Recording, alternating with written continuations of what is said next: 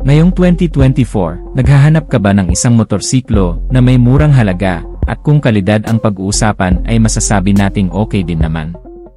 Yung tipong magagamit mo sa pang-araw-araw, pang-service sa opisina, panghatid sundo, o di kaya pang negosyo ay pwede rin at sulit din talaga. Baka makatulong sa'yo ang video na ito dahil tatalakayin natin ang isang motorsiklong scooter na masasabi nating abot kaya lang din ang presyo. Isa sa pinakamurang motor o mas mumura pa kung ikukumpara natin sa sikat at kilalang brand dito sa bansa, ang Yamaha, Honda, Suzuki at Kawasaki Motors. Bukod sa pagiging affordable ng motorsiklong ito ay sobrang tipid na rin itong kumonsumo sa gasolina at tamang-tama lang yan sa patuloy ng pagtaas pa ng presyo ng gasolina. At kung ang external looks naman ang pag-uusapan ay masasabi nating panalong-panalo ang motorsiklong scooter na ito. Pero bago pa man natin ipagpatuloy yan, kung bago ka pa lamang po dito sa aking channel, baka naman kapatid kung pwede mo maklik ang subscribe button pati na ang notification bell para naman ma-update kita palagi sa mga video na gagawin ko pa. Pagdating sa mga scooter, kilalang kilala dito sa Pilipinas ang Yamaha Inmax, Honda PCX, Yamaha Aerox, at ang Honda IDV, sa madaling salita. Yamaha at Honda lang ang nangungunang brand dito sa Pilipinas pagdating sa mga 150cc scooter category. Kaya naman sa video na ito ibabahagi natin ang isang 150cc na scooter, o automatic na motorsiklong galing sa ibang brand na di hamak na mas mura ang presyo, maganda ang forma at kayang-kaya na sumabay sa mga kilalang brand.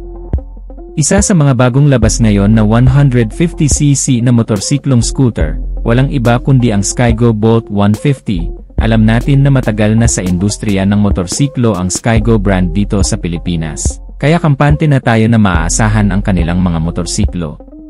Sila din ang nangungunang brand na agresibo sa paglabas ng mga makabago at high-tech na scooter dito sa Pilipinas ngayon. Kabilang na dyan ang Skygo KPV 150 at Skygo Lance 150 na masasabi natin na napakaangas ng hitsura at hindi tinipid ang feature. At kabilang na dyan ang tatalakayin natin ngayon, ang Skygo Bolt 150. Sa unang tingin akalain mong isa itong maxi scooter na 400cc dahil kuhang-kuha nito ang porma ng Yamaha X-Max 300. Napakamoderno at elegante ang porma nitong scooter na ito, mayroon itong mataas na windshield. Naka-LED lahat ng kanyang mga ilaw at siguradong mapapalingon ang kahit na sino dahil napakaganda ng kanyang porma. Napaka-high-tech na rin ang motorsiklong ito. Dahil ito ay equipped with smart key, o naka-keyless na po ang motorsiklo for easy access, at bukod pa dyan meron na din itong USB charging port, so pwede ka nang mag-charge dito, kapag halimbawa ay malobat ang cellphone mo sa ride. Meron na din itong bulsa sa harapan na pwede mong paglagyan ng gloves, at iba pang mga bagay na pwedeng ilagay dito sa harapan. Naka-fully digital instrument display na din ito, at napakagandang tingnan ang instrument cluster nito. Pagdating sa upuan, napakalapad nito, kaya komportable ka, kahit pa sa mahabang bayahe, at pwede mo na ring extend ang paa mo habang nagmamaneho, dahil meron itong extended footrest. So kung comfort lang ang pag-usapan ay hindi rin pahuhuli ang scooter na ito, dahil sumasabay na ito kung ano man ang uso. Pagdating sa makina nito, ito ay 149.3cc, liquid-cooled, 2 valves, single cylinder, 4-stroke, single overhead cam, fuel-injected, at ang kanyang compression ratio ay 10.6:1. At ang maximum power nito ay 12 horsepower at 8,500 RPM with a maximum torque of 11.8 Nm at 5,500 RPM.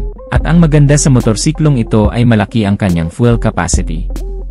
Pang maxi scooter din talaga dahil 13 liters. Matipid din ito sa gasolina dahil ito ay fuel injected at naka 2 valves lang naman at mababa lang ang kanyang displacement.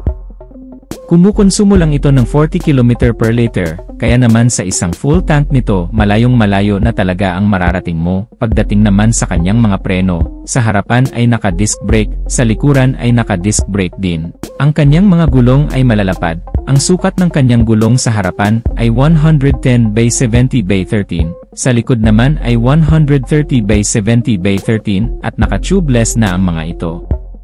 Ang kanyang suspension ay naka-telescopic fork sa harapan, at naka-dual shock sa likuran, at talagang hindi nila mapagkakamalan na 150cc ang scooter na ito, dahil mukha itong Yamaha X-Max na nagkakahalaga ng 259,000 pesos.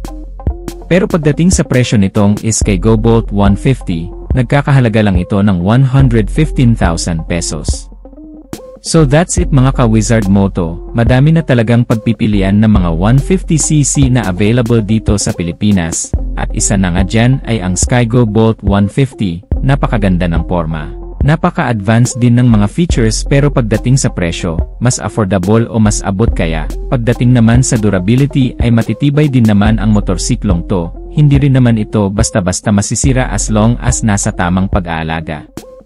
Kung ikaw ang tatanungin, kukuha ka ba sa motorsiklong scooter na ito, paki-comment mo na lang sa baba, at kung nagustuhan mo naman ang videong to, just hit like, at kung bago ka pa lang sa aking YouTube channel ay huwag kalimutang mag-subscribe.